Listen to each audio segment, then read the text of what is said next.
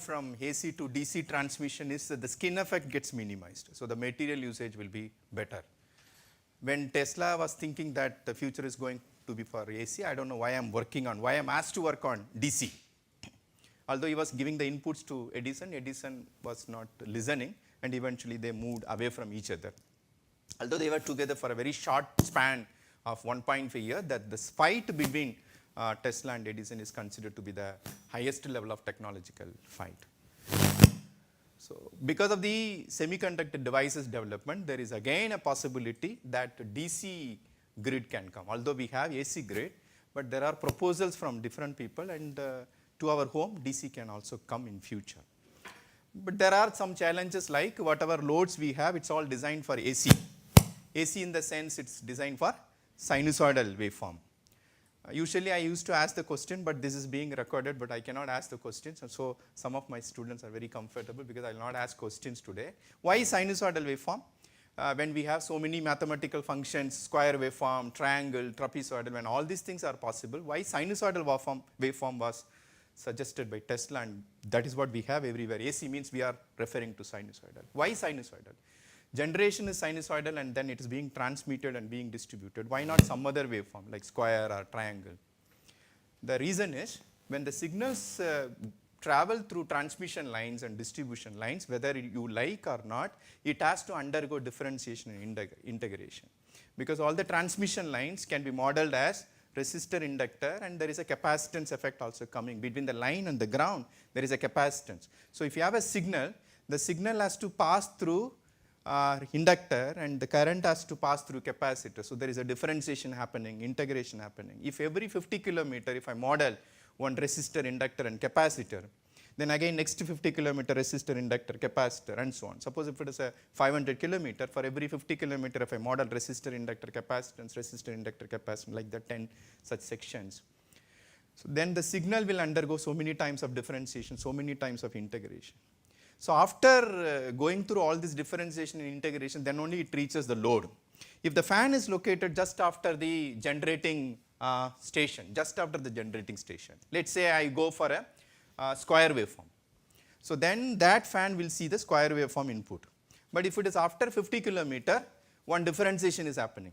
The square waveform differentiation is, there is a spike here. When it is a flat, it is going to be 0. When it is a fall, then again it is going to be a spike, and it's going to be 0. So then the fan which is after 50 kilometer, it will see one spike, 0, another negative spike, right? But we expect the same performance from this load, irrespective of its location, whether it is located after generating station or after 50 kilometer. When the inputs are different, output is obviously not going to be the same, right? Suppose if it is located after another 50 kilometer, then you have to perform again one more differentiation of this spike. I have explained only the differentiation. I have not touched the integration, because inductor is there and there is a capacitor. Whatever current comes, then there is a differentiation happening, and some current goes through this. Then I is equal to C dV by dt, right? Or V is equal to 1 by C integral I dt. So differentiation, integration, differentiation, integration. So I have not explained that integration. Even with the differentiation, we could see the loads are seeing different inputs at different location. Right? It is not possible to make a load depending on what input we are giving. It is not possible. So if the loads have to perform irrespective of its location in the power system, then we have to have a signal which should remain unchanged even after any number of times of differentiation and integration. So finally we are left with only two functions. One is an exponential function and another is a sinusoidal function. Exponential function, again you have two categories: exponentially rising, exponentially falling. Exponentially rising means what? You have some energy here, okay? After some distance or after some time, after some distance, that energy is increasing and again increasing, which is not practically possible. And exponentially decaying is practically possible. Again, at the place of generation, let's say energy is this much. After some distance, energy is this much, energy is this much. So again, it is of no use actually. So finally, we are left with only one useful mathematical function, is sinusoidal function. So that is the reason Tesla suggested, let's go for sinusoidal waveform. Although at that time, many people did not realize why Tesla is suggesting. Now, most of the concepts related with control of power means active power and reactive power. Active power, once again little bit of introduction. Active power means power is eventually transferred from source to load permanently. Reactive power means it is a power oscillating back and forth between source and load. If I have an inductor and if I have a sinusoidal voltage and if I ask you to sketch the power waveform in the inductor, current is lagging the voltage waveform by an angle of 90 degree. So if I take voltage as Vm sin omega t, current will be sin of omega t minus 90. So I can say minus cos omega t, right? So then sin omega t into cos omega t, so eventually it will become sin 2 omega t. If I ask sin omega t into cos omega t, I can write as sin 2 omega t by 2. So therefore it is a sin 2 omega t. I give a sinusoidal voltage, but if I sketch what is a power waveform in the inductor, it is a proportional to sin 2 omega t. Sin 2 omega t means what? You have positive and then negative, positive, negative. When the voltage waveform completes one cycle, by the time the power waveform will complete 2 cycles. Alright. What do you mean by positive means what? Power is going from source to load. When I say negative form, it's coming from load to source. Again next positive, source to load. So actually it is not permanently converted from electrical form to some other form. Whenever we say active power, whether it is a light, sound, heat, mechanical, all the things power is permanently converted from electrical form to some other form, mechanical, heat, light, sound and so on.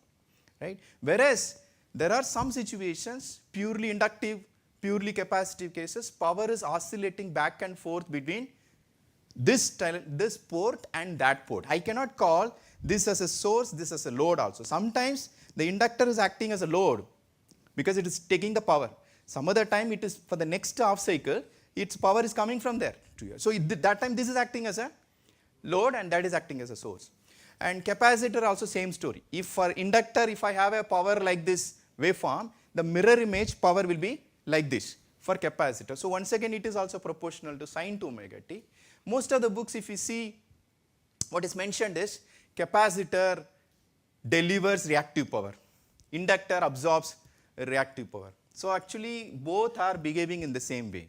The power waveform is sin 2 omega t, both are behaving in the same way. Some convention, inductor and capacitor are complementing each other. That is how it has to be seen. It should not be viewed as if capacitor as a superior element and inductor is a inferior. Both are behaving in the same way. Sometimes inductor takes the power, sometimes it gives. Same way capacitor also takes, capacitor gives. So this active power and reactive power, the control connected with the power system. This course is about application of power electronics in power system. Energy system means power system. So control of active and reactive power. And then that basis comes from DC motor. So that is why I have projected this DC motor. So eventually you will understand that. And similarly, for the working of induction machine, synchronous machine, you know revolving magnetic field is there. So again that 3-phase we will have to convert into 2 quantities which are orthogonal to each other. Once again that is also linked with this. Field oriented control, vector control, all start from this. The same thing we are extending to power system application also. Although we are not talking about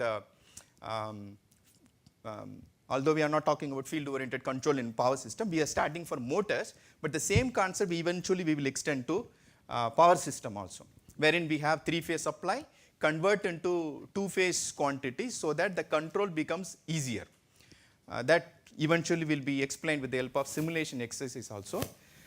So I will start from this DC motor because it is a basis for this 3-phase to 2-phase transformation. ABC variables to alpha beta variables, which is called stationary reference frame. BTech second year, third year students will not understand, but you just follow, you will be able to cope up with that. And control of active and reactive power, which is needed for power system, which is needed for machines also. So all the basis starts from the separately excited DC motor. So that's what I want to start. One is whatever machines you have, transformer or rotating machines, and all the machines, there are 2 electric circuits which are electrically not connected but magnetically coupled, whether it is a transformer, motor or generator. All these electrical machines, we have 2 electric circuits sitting in some locations which are magnetically coupled. primary winding and secondary winding, the only link is magnetic flux. Similarly, the stator is also having one electric circuit, rotor is also having another electric circuit, the only link is magnetic flux. The change in magnetic flux tells how much power has to be transferred from primary circuit to secondary circuit wherein the load is connected. Again, the change in flux linkage that will be happening in the air gap, that is what is going to convey how much power is transferred from stator electric circuit to the rotor electric circuit. And suppose if you talk about the generator, the same thing. So the air gap is an important place where the negotiation is happening between these two electric circuits. How much power I need to transfer, that negotiation is happening through this flux linkage. Flux is not going to be like straight line, it is going to fringe, diverge. Diverge in the sense whenever the flux changes, sees a change of medium from high permeability to low permeability, the flux will diverge.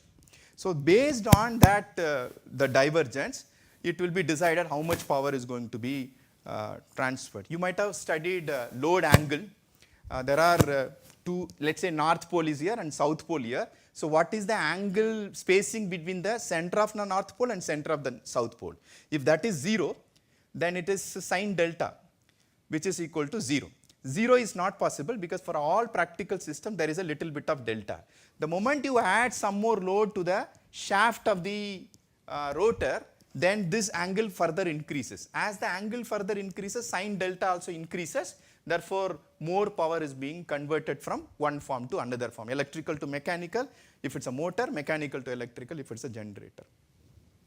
At any stage, if it is not all right, you please raise your hand and then interrupt instead of postponing to the last minute. We have two circuits. One circuit is referred as a armature circuit and another one is called a field circuit. Now, field circuit, it could be either electromagnet or it could be a permanent magnet. Electromagnet in the sense you will have a winding wound over the core, the same thing comes here and finally you will be getting two leads out of that. You will give a DC supply plus minus, then one side becomes north pole and another side becomes south pole. Suppose if you don't like that winding and then ohmic loss in the winding, you want to make it an efficient system, remove that electromagnet, make it a permanent magnet. So then it need not be energized. Whether it is a motor, generator, transformer or any power system also, magnetic field is needed or reactive power is needed. Here I will use the word magnetic field is needed. A current carrying conductor kept in a magnetic field experiences force. If a conductor is moved in a magnetic field, EMF is induced. If you look at these two statements, working principle of motor, a current carrying conductor kept in a magnetic field experiences force, motor, and if a conductor is moved in a magnetic field, EMF is induced. That's a generator. So in both the cases, if you see the sentences, magnetic field is mandatory. Okay, so magnetic field in the sense reactive power, right? The same thing you can say for power system also, reactive power is needed for the transport of power from one location to another location. Now, let me talk about the basic working principle. From then, how we are going to DQ, ABC to DQ transform, 3-phase to 2-phase. So that we will start with that. So if you see that MMFs, which is due to the field excitation, that is pointing in this direction.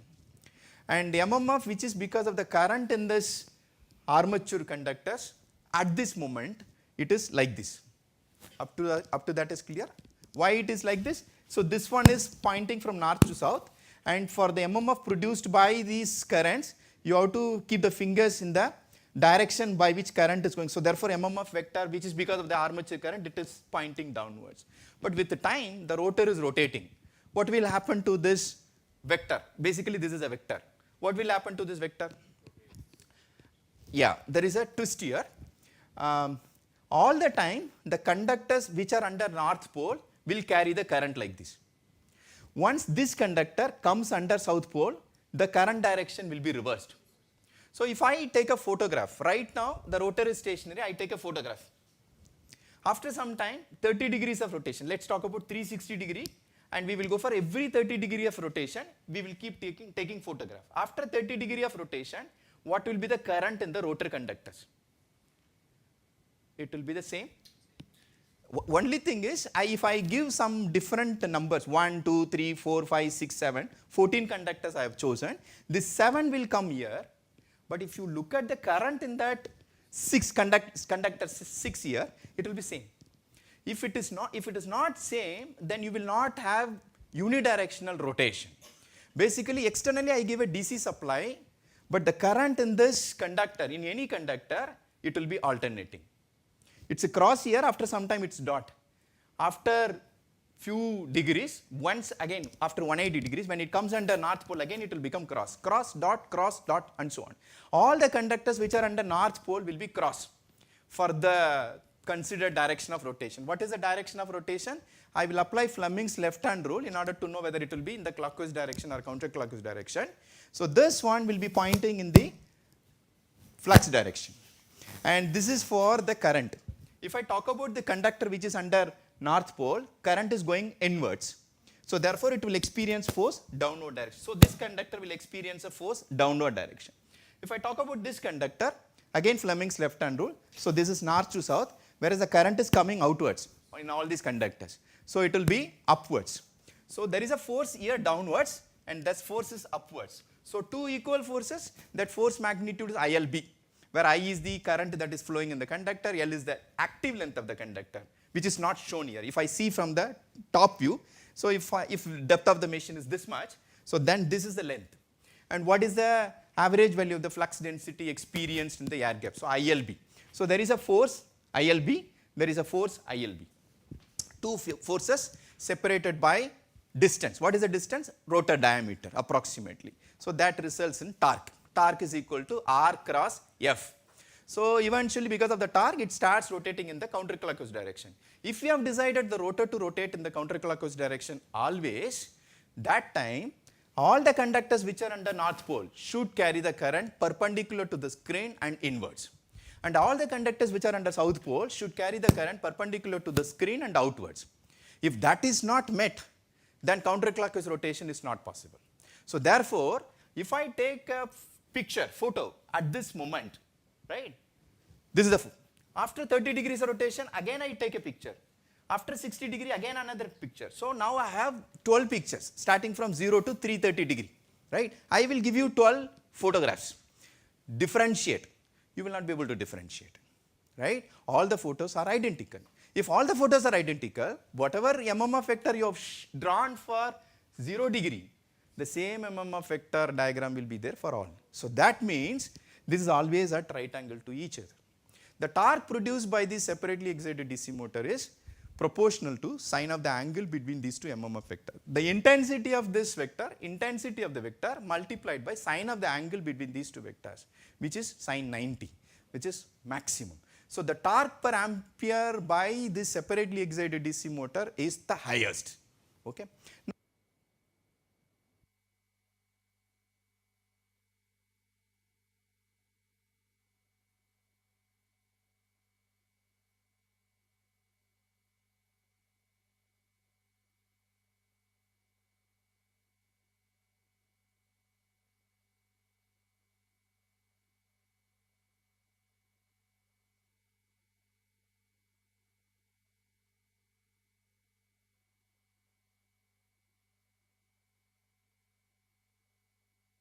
To what you captured?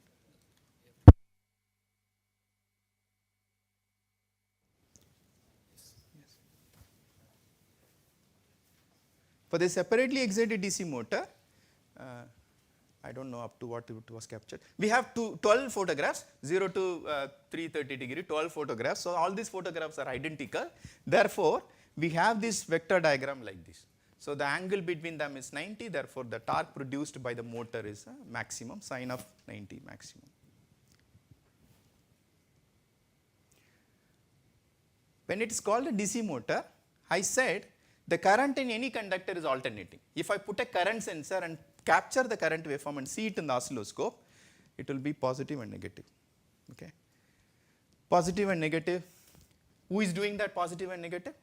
Commutator. Commutator is a beautiful mechanical system which does the conversion from the externally applied DC to AC. Okay. It acts as inverter in case of motoring mode. The same commutator, it will convert the internally induced voltage to DC in the load as a AC to DC converter, a rectifier in case of generating mode. So the commutator acts, when you give electrical power, it does DC to AC conversion. So commutator acts as an inverter, mechanical inverter. If it's a generator, then it acts as a DC to AC, AC to DC, rectifier, right? It's a beautiful mechanical system. So once again, based on this, starting from DC motor, the brushless DC motor, permanent magnet synchronous motor, all that, the starting point is a separately excited DC motor, but we want to push this armature circuit instead of rotor, we want to keep it in the stator, right? But we have to give alternating current. So with the help of that mechanical commutator, whatever we have a DC machine, take the mechanical commutator, remove it, put an electronic commutator in the sense inverter, right? So with that, the life of the machine goes up, okay, because the high currents are carrying circuit among this field and armature is armature. Even if you see some 3 HP machine, if this is a 2 ampere current, this will be around 10 ampere current. So keeping the high current carrying circuit in the stator, the cooling will be better, life of the machine will be better. So BLDC motor, PMSM, all originate from this DC motor. So DC motor, once again, that is about one class of motors originated from DC motor. Then now we are going for control. Controlling of these quantities. Here in case of motors, I will use the word field producing current component, torque producing current component. But the same thing if I extend to other applications like power system, I will use the word active power and reactive power. So once again, all this control originated from the separately excited DC motor. Any question from BTech second year, third year? Hanji.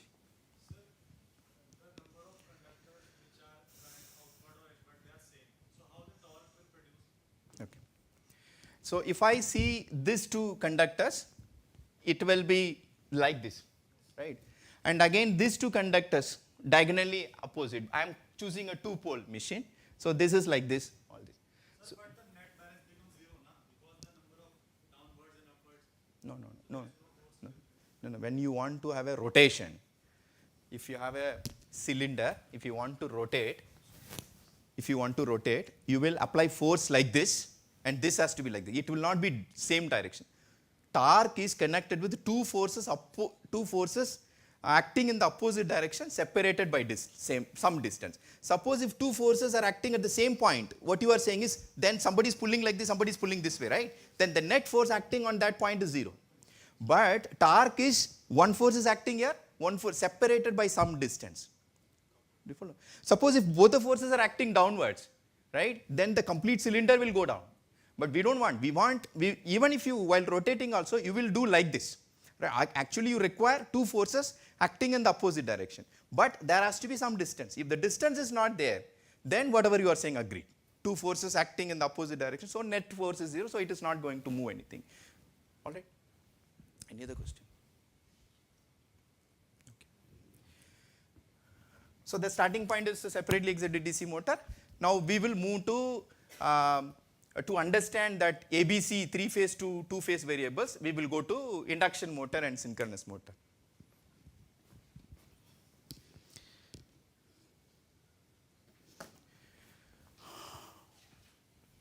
It's basically connected with a game generally children used to play. Take a paper, keep the magnet below the paper, and put some iron particles. So wherever you move the magnet, so this also moves.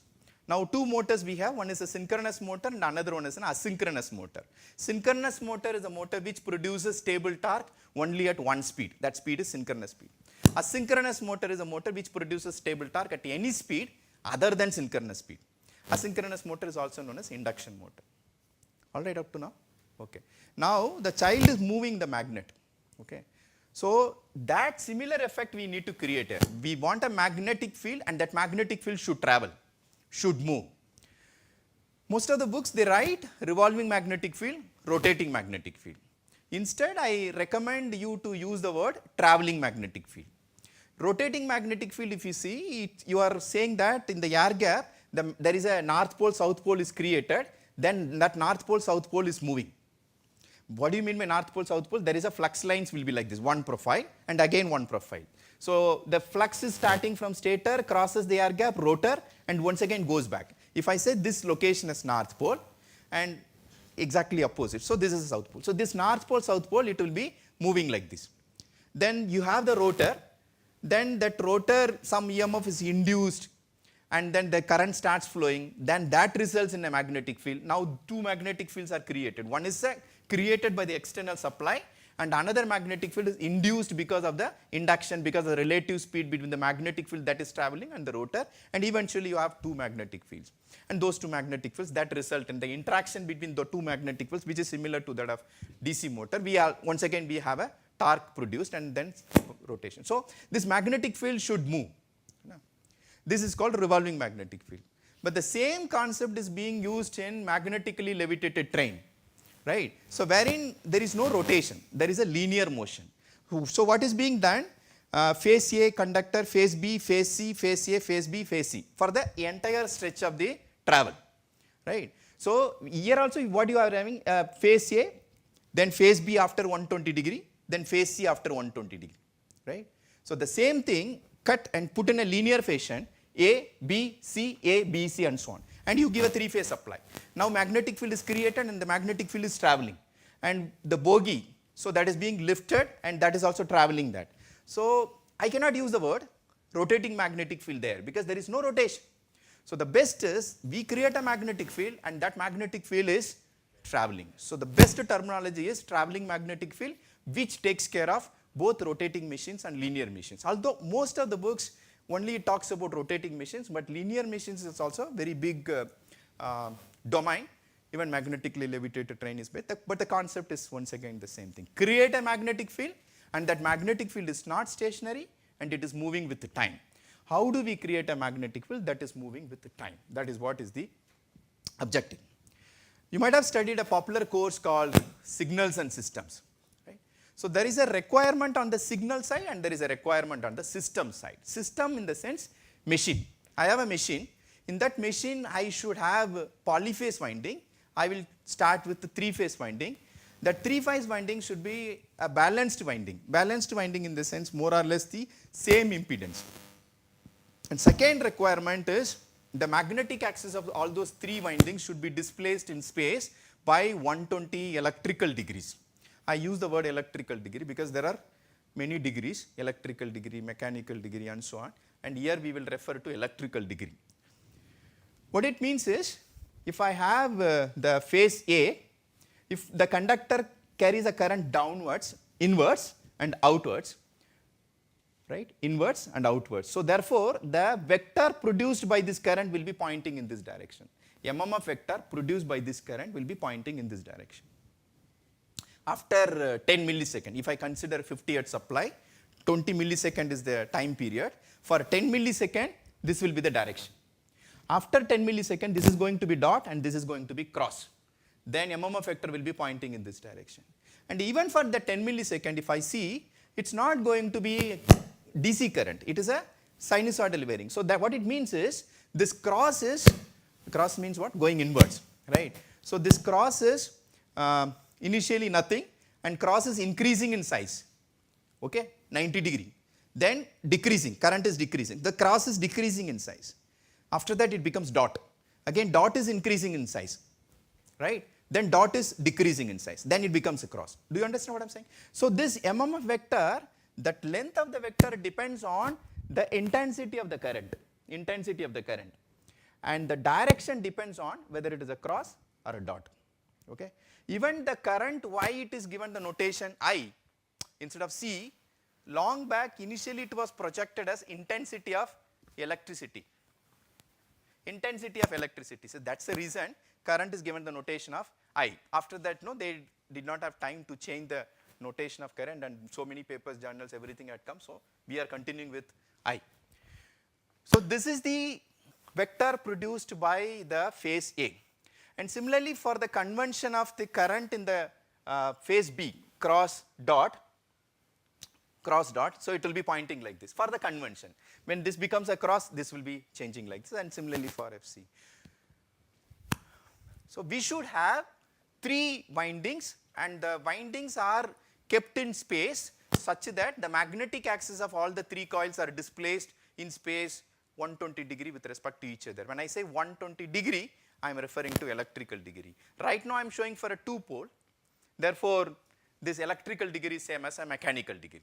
Suppose if I have a 4-pole, what I want a north pole here, south pole here, north pole here, south pole here.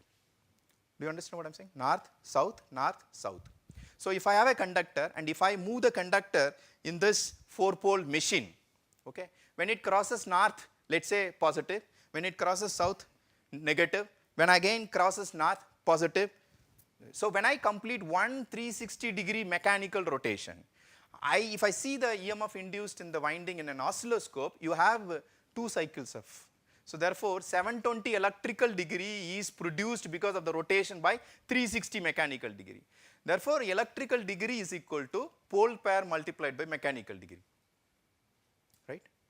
If I have a 10-pole, I will get 5 cycles. So electrical degree, 5 into 360, I am achieving by moving by 360 degrees. So electrical degree is superior than mechanical degree. I mean, as far as this relation is considered, electrical degree is equal to greater than mechanical degree by this number p by 2. Right now I am showing for 2-pole. So that is the first requirement on the system side. Such a system of windings, if it is energized by a balanced 3-phase supply. Balanced 3-phase supply. Balanced 3-phase supply in the sense either 3 voltage signals or 3 current signals displaced by 120 degree. There I will not use the electrical or mechanical. Whenever we talk about signal, there is only 1 degree electrical degree. There is no concept of mechanical degree. So you see in the oscilloscope 120 degree shift is there. Such a balanced supply, if it's given to this balanced winding, then it results in a traveling magnetic field.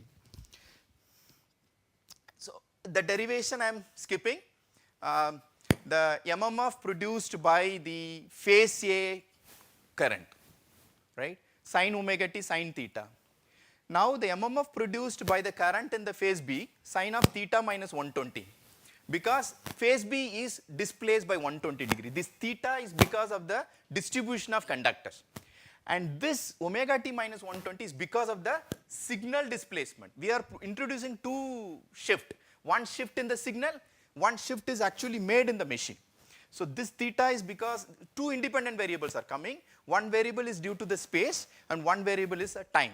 We cannot simply write theta is equal to omega t as we write in other situations. But here we have 2 independent variables. One variable is because of the air gap space and another variable is because of the signal displacement.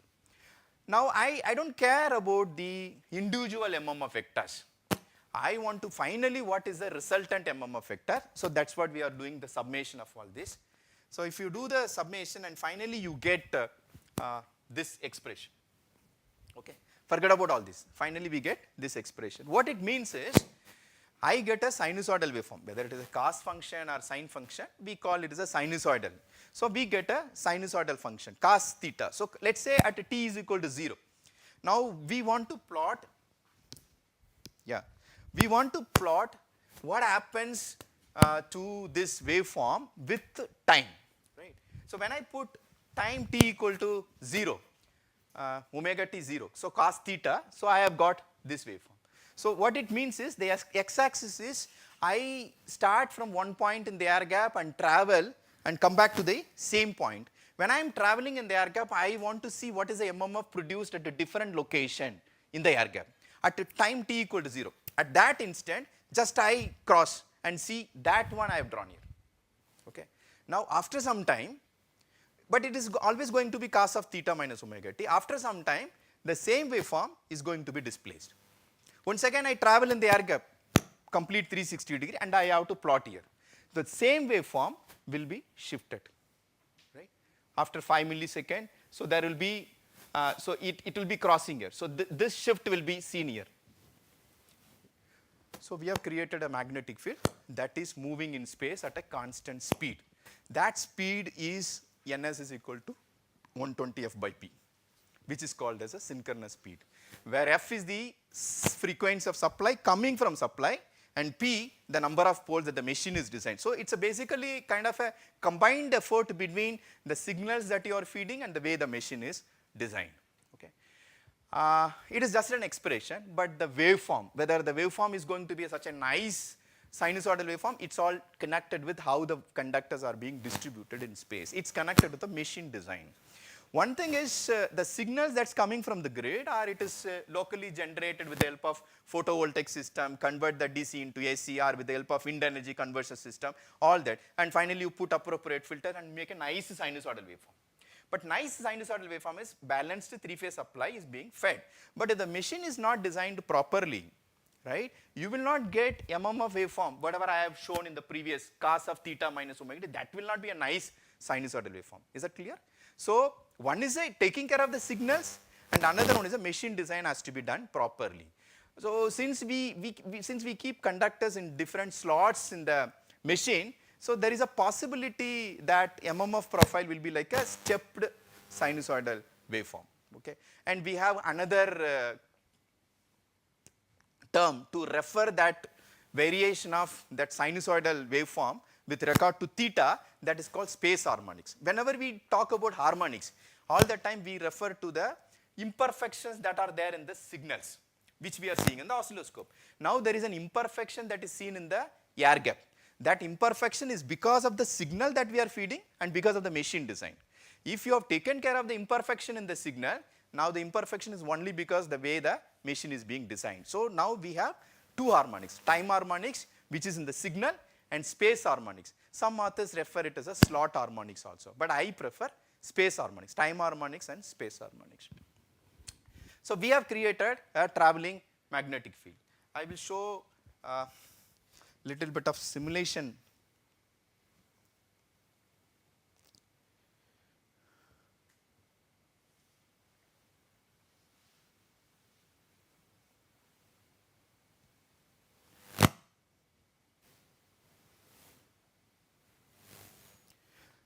Any synchronous motor or asynchronous motor, or BLDC motor, permanent magnet synchronous motor, synchronous reluctance motor, all the machines have three-phase winding. So we have said, whatever I said, phase A, phase B, phase C. So the three-phase winding, when it is, now there are two requirements. So this is about 3 windings, and it is being energized by a three-phase supply. Although I have explained this, but I want to show this with the help of this animation. Right? The current IA is being fed to the phase A. I will use the word IA here, phase A here. Phase means winding. And IB is being fed to phase B. And IC is being fed to phase C. So all these currents and voltages are scalars. So they don't have any kind of variation in space. It's all varying just with the time. So whenever something is varying with the time and it is not connected with the space, it's referred as a scalar. It's a current voltage scalar. So right now we are giving this, let's say current.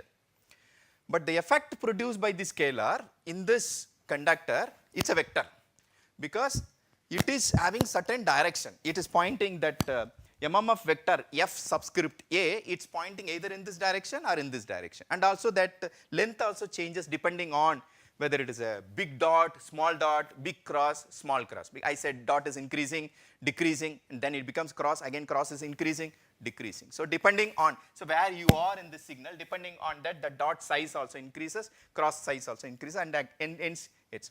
Now if I talk about the resultant MMF, I don't care about the individual MMF.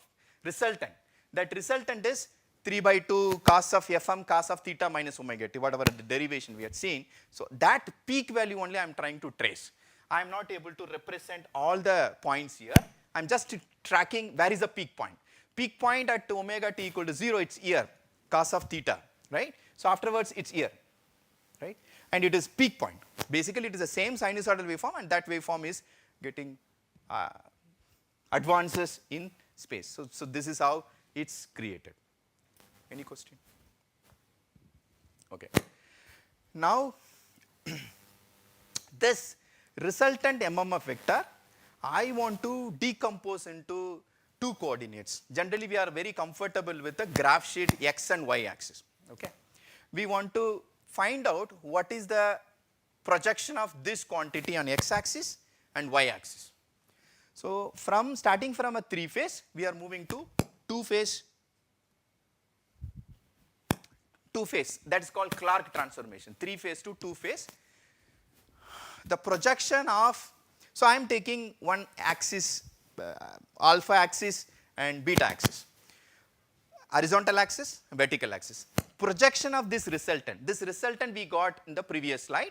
This projection I keep doing on the horizontal axis and vertical axis.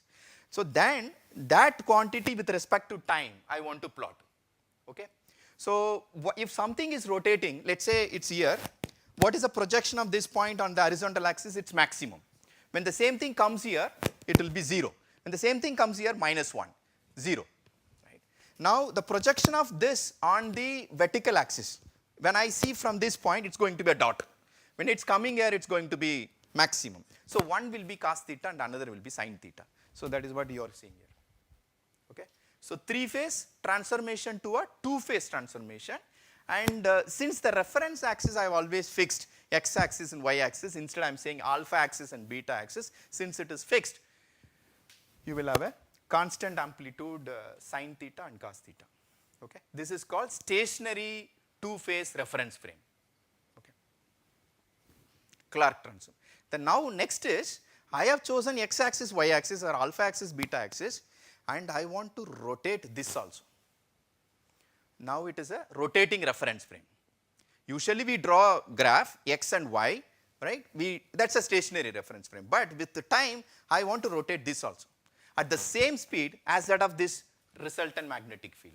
So now let's say at this point, I have to take a photograph at any instant. So suppose if this is alpha and this is beta, and if I am moving, if I am running along with that revolving magnetic field, basically that x and y axis, if I am rotating at the same speed, whatever was the value of alpha quantity and beta quantity at a time t equal to 0, the same intensity I will experience every time, if I am traveling at the same speed as that of the speed of the magnetic field. Is that okay?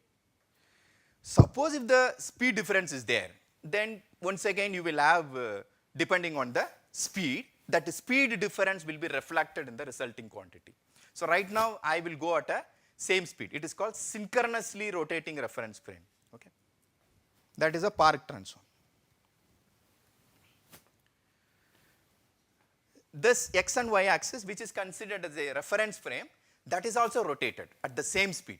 And whatever was the value of the projection of this rotating magnetic field quantity on the x and y axis at a time t equal to 0, whatever I considered, if I am traveling at the same speed, the same value will be seen. So one is a constant. It is unfortunate thing that it is chosen exactly at 40 degrees. So that is why you are getting d and q quantity same. You instead of 45 degree, if it would have been some other degree, so let's say d will be like this, q will be somewhere here. Understood? Okay. So this d component, which are at quadrature to each other, d axis and q axis, instead of alpha beta is used for stationary reference frame and dq is used for rotating reference frame. These two quantities are orthogonal to each other.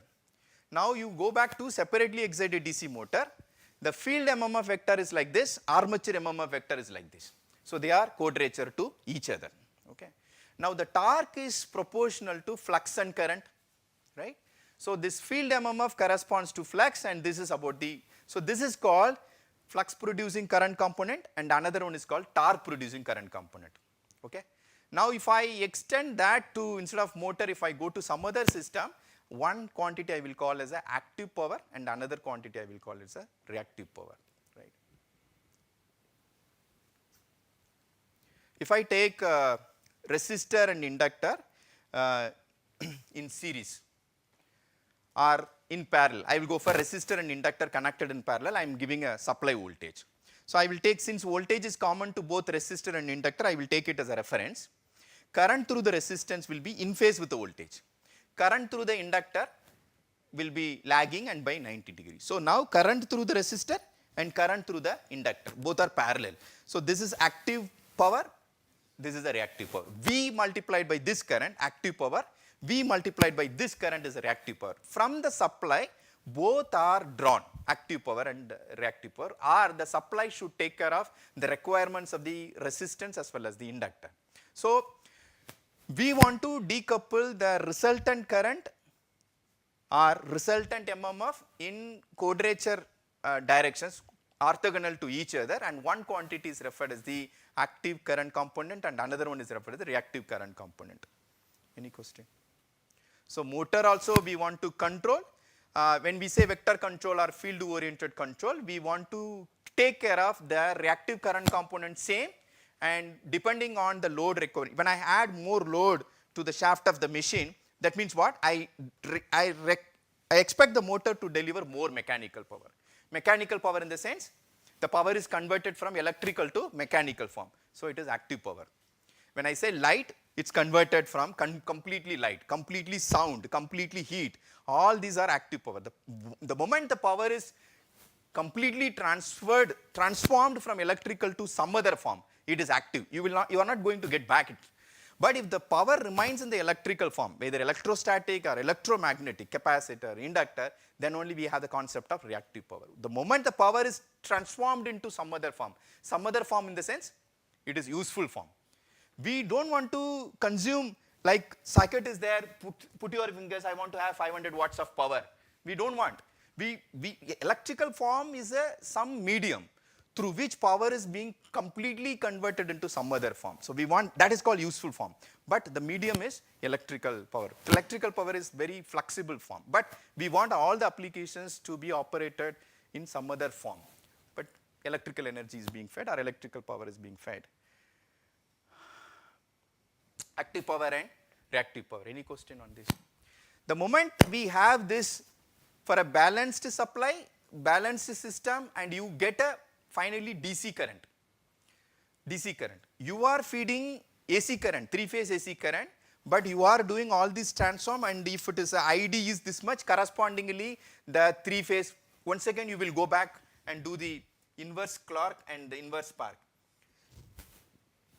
Now let's say I have only this much DC currents, D axis current and Q axis current, but I want to ensure what should be the current injected by the power electronic converter. Basically, I have to decide. So what will be the pulse width modulation, for what duration the switches need to be turned on and turned off. Okay. So for that we will do inverse spark transform. So if you have this much ID current and IQ current, correspondingly it corresponds to this much alpha and beta currents in a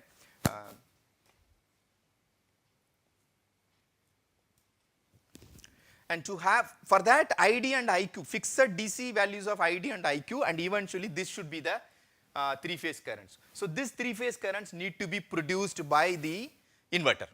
Inverter is being connected with the motor, or inverter is being connected, synchronized with the grid. So this much currents have to come to decide this much. If I talk about a motor, this much flux producing current component, this much torque producing current component. If I decide about the power system, if I want this much active power, this much kilowatt, megawatt, and this much reactive power, kVAR, MVAR, to have that much active and reactive power, what should be the corresponding currents? To get these currents, how do I turn off the switches? Basically the control algorithm, everything. Any question here? Which one? No. Everything is in electrical. So what we do, I will talk about power system. Okay. So there is a grid. The grid is being strengthened by thousands of generators. The generators are starting from thermal power plant, hydropower plant, nuclear power plant, solar photovoltaic, wind energy conversion system. So finally all the power is being synchronized with the grid. Now we have the grid. Now there is a generator. Generator in the sense, let's say solar photovoltaic, then DC to AC converter. So now we have a 3-phase waveform. This 3-phase need to be synchronized. Phase A should be connected with phase A, phase B, phase. So we will have to take care of all the 4 conditions: same phase sequence, same voltage amplitude, same frequency, and same phase. Same phase in the sense, if the grid supply is one sinusoidal waveform, out of this inverter, solar photovoltaic inverter, again one sinusoidal waveform. This is a phase A, that is also phase A. But when this is crossing 0, that also should cross 0. If this is at 10 degree, but it is at 0 degree, if I connect, then there is a potential difference between the signal coming out of this local inverter and the grid. Then once again there is a potential difference circulating current. We want all these to be synchronized at the same instant. Now these quantities I will bring it to the control algorithm which is made in your platform, whatever is the platform, MATLAB or DSpace, LabVIEW and so on. Now these three-phase signals you are bringing it and you are going for alpha beta, stationary reference frame. All these transformation you are doing like a Laplace transformation and so on. So you are bringing it and you are having I alpha, I beta. Actually you require IA, IB, IC, that is what we want to feed it to the grid. But I want to bring it to I alpha, I beta. Then I go to ID and IQ, okay? And I put a reference value for this much active power, this much reactive power. Out of this D and Q, one represents active power, another represents reactive power. So this one, to get this much active and reactive power, what should be the corresponding IA, IB, IC? Eventually, the signals that we have, this is a real. What we are doing is a kind of a manipulation we are doing. With that manipulation, what is the advantage? The active power and reactive power, which is supposed to be continuously changing with the time. Active power that is fed to a bulb. Let me talk about a bulb. I am representing by a pure resistance. I give a sinusoidal voltage. Current in that resistance is a sinusoidal current. If I multiply this voltage and current, it will be, the waveform will be like this. This is the reference. Waveform will be like this. It's not going to be a constant because sin omega t, current is also sin omega t because both are in phase. Sin square omega t. Sin square omega t I will represent as a 1 minus cos 2 omega t by 2. Only thing is it is it is above the time axis. Is that understood? But this flickering we are not seeing. But the power that is given to the bulb is continuously changing with the time. But we are not seeing the flickering because this is at 100 Hertz now. 50 Hertz has come from voltage signal, 50 Hertz has come from current signal. Eventually it is a 100 Hertz signal. Our eyes cannot sense that 100 Hertz. That's the reason why it is 50 Hertz. Why not 10 Hertz? Why not 5 Hertz? Okay? So our eyes are not able to sense that flickering. So it looks like a constant power is being fed. Constant power is not fed. Suppose if you would have gone for high frequency, like instead of 50 Hertz, like go for 100 Hertz, 200 Hertz, then you have a huge problem related to the skin effect. So the conductor is not being fully utilized. So actually in a way 50 Hertz is better than 60 Hertz if you are talking about conductor utilization, right? So somewhere we have to stop. So this you can say that optimum frequency 50 or 60 Hertz. If you reduce it, then we will be able to see the flickering. If you increase it, then it is not a efficient power system. I really don't know. Did I answer your question or I am? Ek minute, you asked something else. What? Okay, so ABC is coming. I want to decide what is the active power and reactive power. So now I do this corresponding alpha beta quantity, DQ quantity. Once I make it a DC, active power and reactive power is continuously changing with the time, but I am doing a manipulation, ID and IQ, DC. So now I have a control system. So this much 5 ampere is ID, IQ is 3 ampere. Now it is easy for me to control. Once I get that control, let me say I am getting some error, then I will have to do some changes. So then once again I will convert into I alpha, I beta, IA, IB, IC because this is what I need it actually. Do you follow what I am saying? Hanji.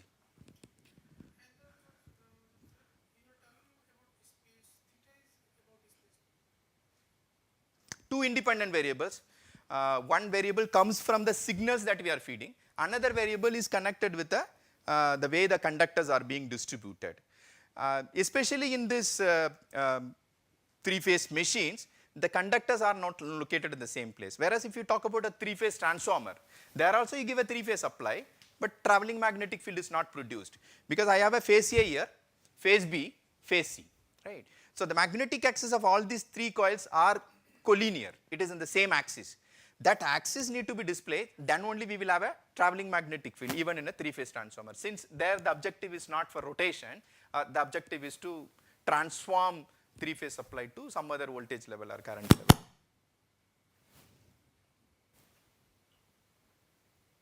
Anything else? Gentlemen, some simulation.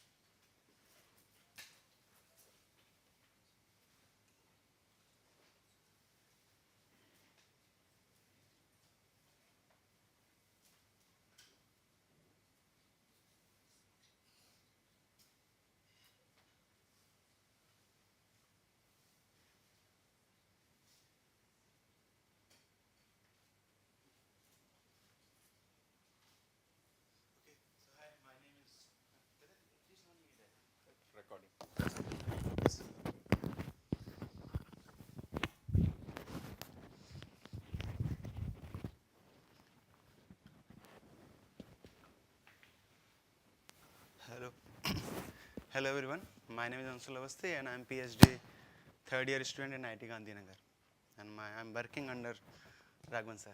Okay, so far in the morning session,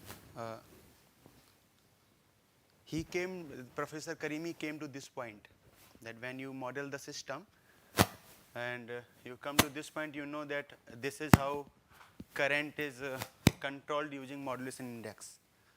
So this is open system. Open system, you put any value of m, you will get certain amount of I depending on this VB, VA and L and R values. If you want to control it in closed loop manner, then this is going to be the system where reference value and actual value will be, the error will be passed through controller, and that controller will be giving you m, and then the rest of the transfer function will come in the picture, and this is how you will get it. Now the point is, if this current is DC, if this is the nature of the current, whether it is DC or AC, the time when you select the controller, whether it's a single order or second order, third order, multiple order, it actually, who will decide this? The nature of the signal, correct? So here, since he was talking about DC-DC converter, so current is going to be DC only, and you can simply have a PI controller. How this PI controller is selected, though he will cover, but for this presentation I put some equations. The closed loop system, if you see the open loop gain, it will be VA times 1 upon SL plus R. This is open loop gain, and it is also known as loop gain, L.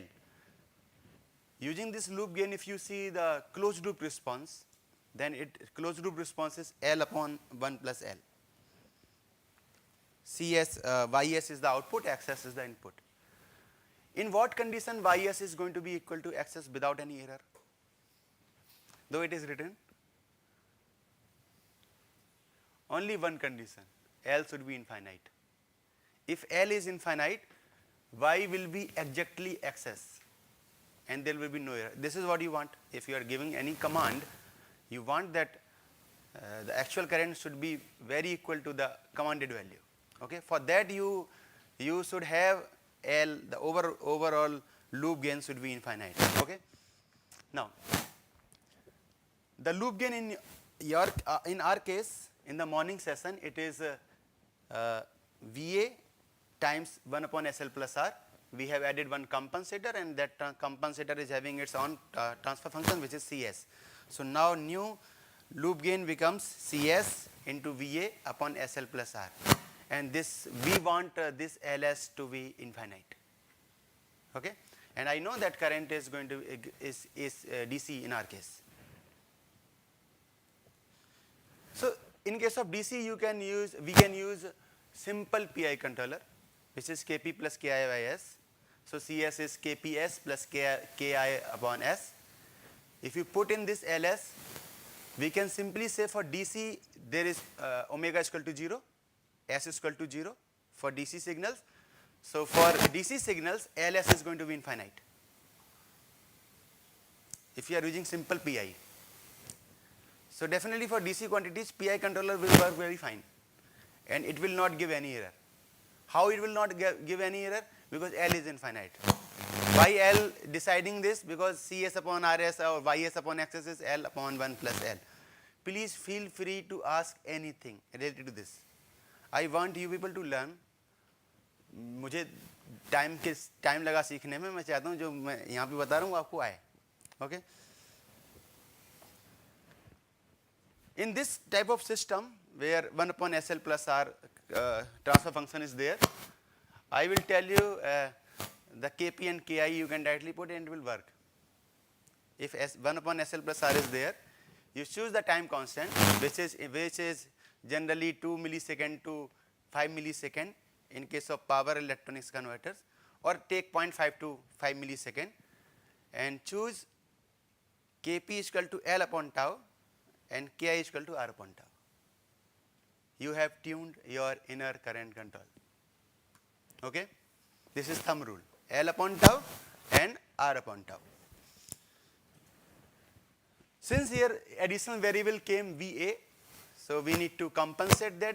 That's why Kp is L upon VA into tau, and R is equal to Ki is equal to R upon VA upon tau. If you put these values Kp and Ki in the LS,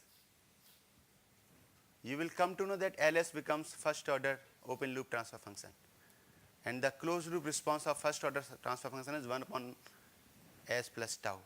After 5 tau time constant or 6 time constant, 10 time constant, this is going to be 1. I star is going to be I. And in every control, whether it is grid connected, grid forming, anything, you want this error to be 0. Okay. Suppose this is the system, AC signals are there, which is controllable. It means that VA, VB, VC is coming from the 3-phase inverter, and this RL load is there, and you want to control IA, IB, IC.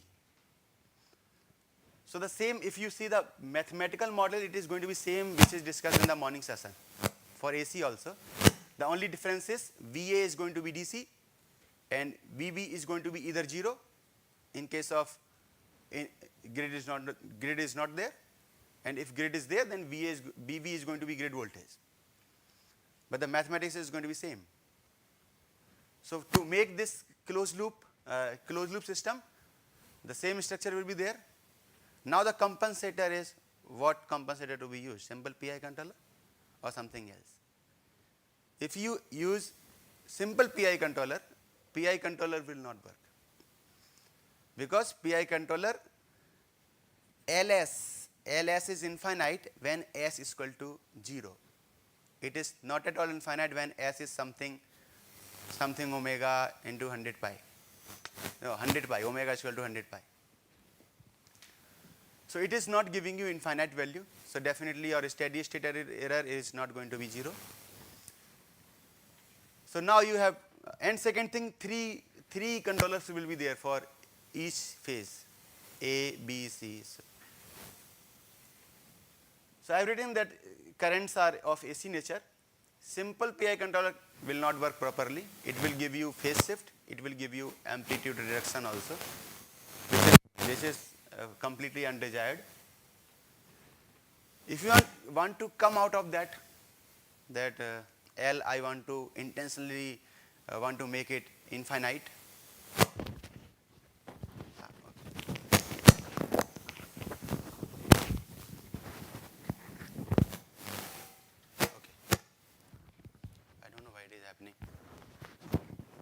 If you want to make this LS infinite,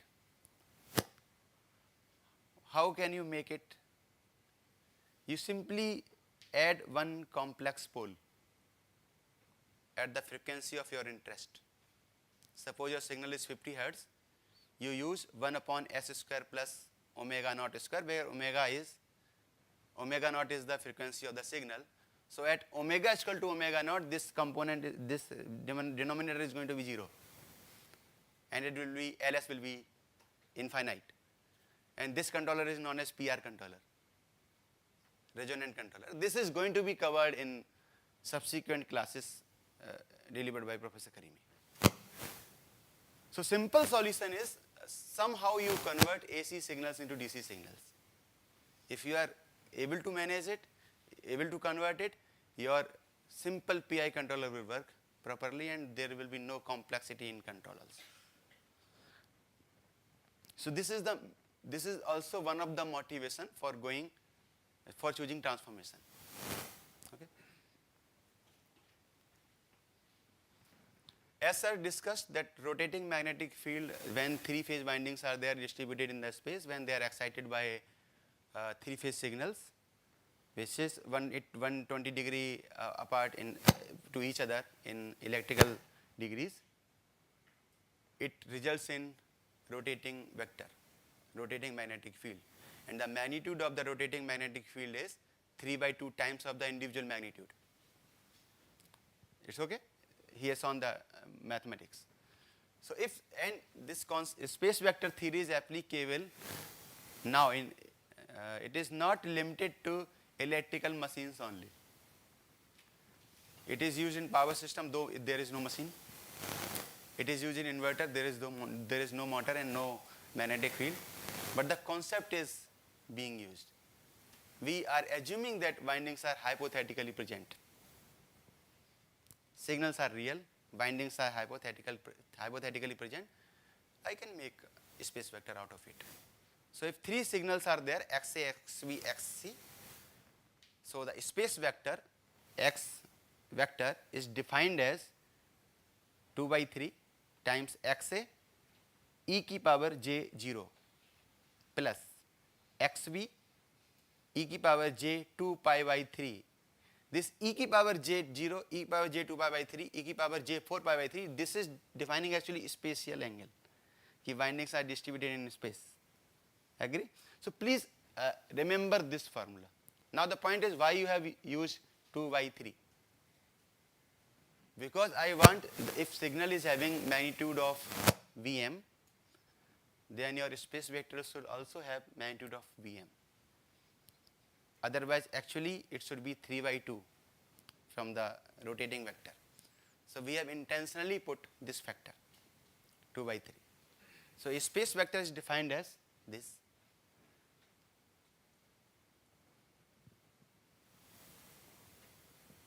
Okay, and when you will solve it, suppose x is equal to xm sin omega t, xb is equal to xm sin omega t minus 2 pi by 3 and then subsequently minus 4 pi by 3 or plus 2 pi by 3, you will find this space vector to be xm e की power j omega t plus theta e naught.